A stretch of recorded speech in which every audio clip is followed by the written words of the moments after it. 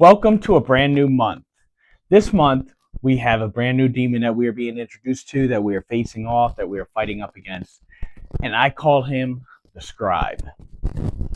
Now, the Scribe is that character, it is that demon, that monster that has captured and held on to all these different words, all these things it has tattooed and written on your skin. These are words that have come from outside forces, from your parents, from people around you, from society. And before you were able to actually understand them or internalize them, this demon right here decided, I'm going to blindly allow these marks, these words, these beliefs to stick. I'm going to allow them to get stain the skin.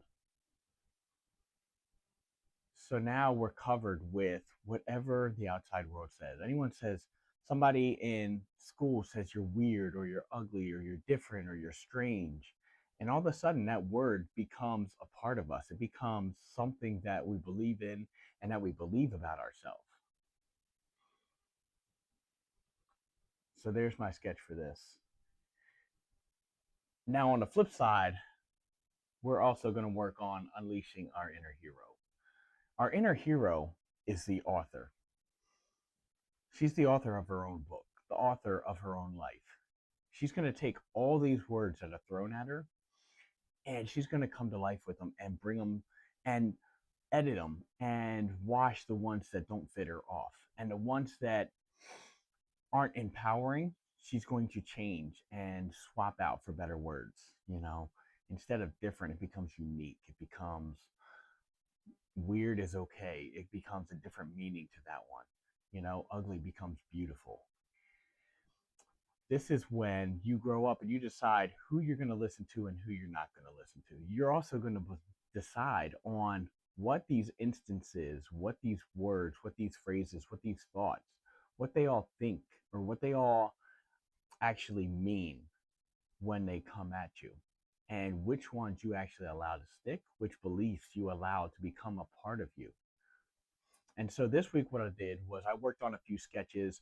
These started out as just heads, and then I wanted to go a little bit deeper. I played a little bit more with their emotion and trying to get a little bit more character out of my author, just so that it's a little bit more alive, more excited, of where she's free and has no problem telling her life, her story, and expressing herself and her words that she says.